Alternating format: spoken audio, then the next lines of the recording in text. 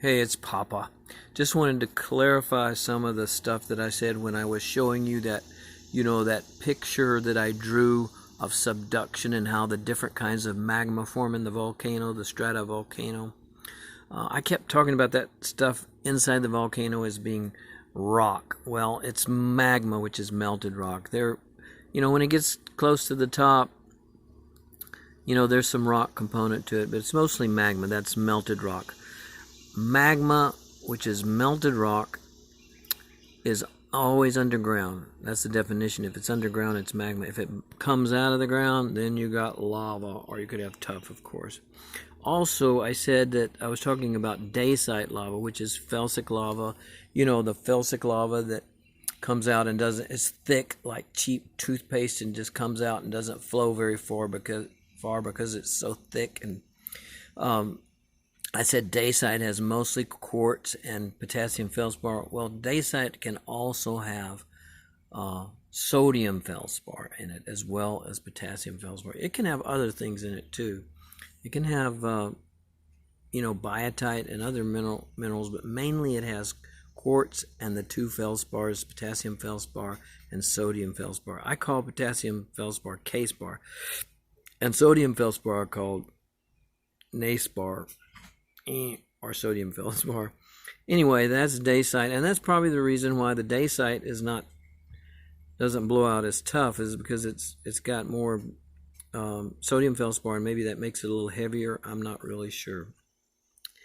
And finally, the question about where is the granite in all this mix? Well, in subduction zones, you can have a subduction zone where ocean crust breaks and subducts under ocean crust. In that example, you're not going to get as much granite formed because there's not a lot of, ocean crust is all dark, heavy, mafic minerals. So most of the felsic stuff you get is going to be the tuff and the dacite as opposed to granite. But if you have a continental subduction zone like on the west coast in California, where the ocean crust broke and subducted beneath the Pacific coast of the United States, of what is now the United States, that Pacific coast was land crust made mostly of granite and granitic type rocks. So a lot that meant a lot of granite could form from the subduction process. So that's why you get the Sierra Nevada mountains, which are made of huge piles of granite and diorite. Also the great big Idaho batholith.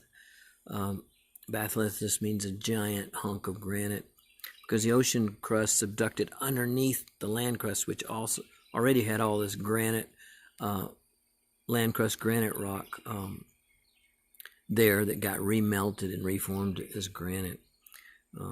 So I think that's all I needed to say. And I hope this series on rocks is making sense. I'll keep doing them, and I'll try to make corrections when I say silly things. Inaccurate things. Okay, pop out.